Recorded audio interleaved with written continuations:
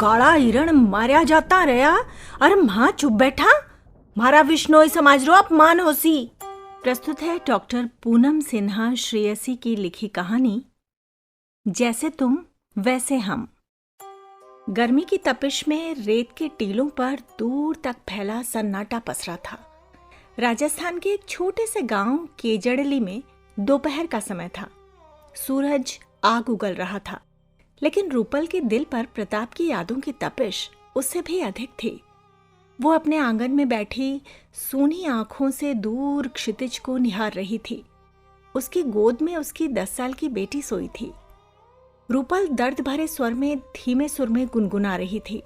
रेत ही रेत हिवड़े में भी, आंगन में भी, थारे बिना सुनी लगे रगर। केजड़ली गांव राजस्थान के जोधपुर जिले में स्थित एक ऐतिहासिक और पर्यावरण प्रेमी गांव है। ये शांतिपूर्ण गांव बिश्नोई समाज के बलिदान और प्रकृति संरक्षण के प्रतीक के रूप में प्रसिद्ध है। यहाँ के लोग प्रकृति के प्रति गहरी आस्था रखते हैं। बिश्नोई समाज यहाँ वन्य जीवों विशेषकर हिरण और चिंकारा की रक्षा करता है।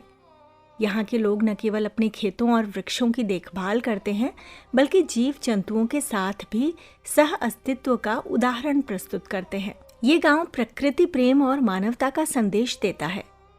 रूपल बिश्नोई समाज से थी।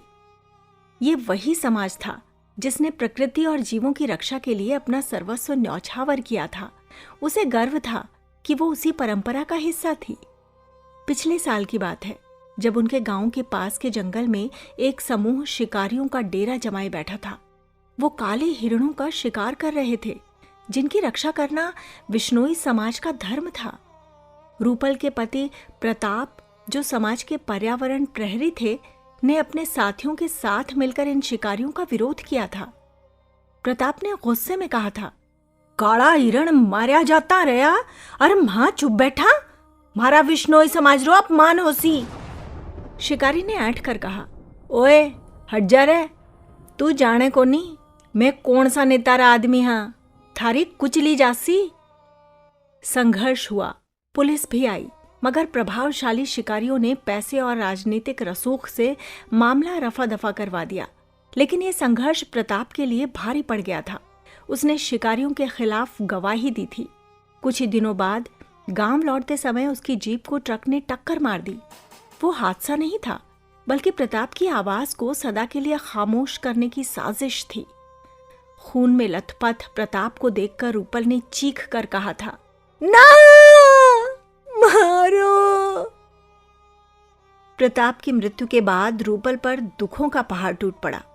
शिकारियों का डर गांव वालों पर इस कदर हावी था कि कोई भी खुलकर उसका समर्थन करने को तैयार नहीं था। रूपल को न केवल पति की हत्या का दर्द सहना था, बल्कि उसके साथ समाज के तानों का भी सामना करना पड़ा।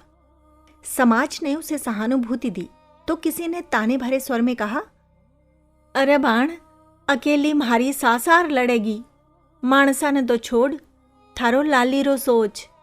गांव के पुरुष ने भी व्यंग में कहा, शिकारी मोटा आदमी है, थारो केस काई बैठासी, पैसे में सब बिक जाते हैं। एक अकेली औरत क्या कर लेगी, उसके लिए कौन लड़ेगा। अब इसे अपने घर परिवार की चिंता करनी चाहिए, जान जोखिम में क्यों डाल रही है। लेकिन रूपल जानती थी कि प्रताप की मौत व्यर्थ नहीं जाने देगी। उसने ठान लिया कि वो उन शिकारियों को कानून के कटघरे तक पहुंचाकर ही दम लेगी।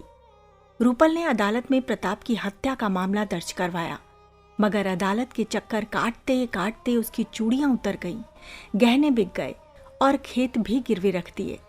पैसे की कमी और समाज की उपेक्षा के बावजूद उसने हिम्मत नहीं हारी। वो गांव गांव जाकर लोगों को जागरूक करती, शिकारियों के अत्याचार की कहानियां सुनाती। उसने महिलाओं का एक समूह बनाया जो वन्य जीव संरक्षण के लिए आवाज उठाने लगी। लेकिन समाज ने उसके इस कदम को अच्छा नहीं माना। कुछ पुरुषों को लगा कि रूपल अपनी हदें पार कर रही है। गांव में उसके खिलाफ अफवाहें उड़ाई जाने लगीं। एक दिन उसे सूचना मिली कि वही शिकारी फिर से जंगल में काले हिरण का शिकार करने पहुंचे हैं। वो दौड़ी दौड़ी वहां पहुंची। इस बार अकेली नहीं थी, उसके साथ गांव की 10 महिलाएं भी थी।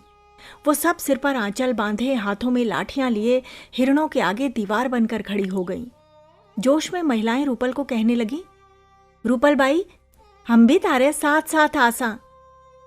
अब शिकारी होवे या नेता, काले हिरण ने बचावा खातिर जिंदगानी भी देसी तो कम है। शिकारियों ने बंदूकें तान दी। शिकारी ने रूपल को गुस्से में कहा, हट जा, गोली मार देस्यूं। रूपल ने निर्भीक होकर कहा, गोली तो मार जा, पर मुंह हिरण ने ना मारन देसी। गोली तो मार जा। रूपल के साथ महिलाओं ने भी पीछे हटने से इनकार कर दिया। गोलियां चलीं और रूपल के कंधे को छूते हुए एक गोली निकल गई। खून बह रहा था, लेकिन उसकी आंखों में दर्द नहीं था, बल्कि जीत की चमक थी। पुलिस आई और शिकारियों को पकड़ लिया गया। इस घटना के बाद रूपल गांव में हीरो बन गई।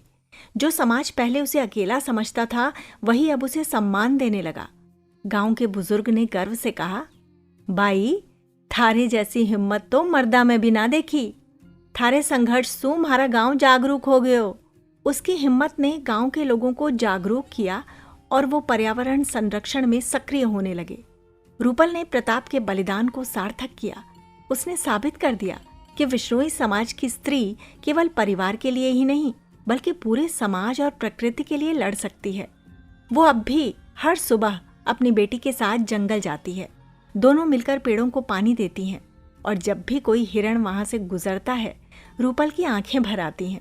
उसे महसूस होता है कि प्रताप कहीं न कहीं उस हिरण की आंखों में जिंदा है और मुस्कुराकर कह रहा है, जैसे तुम वैसे हम।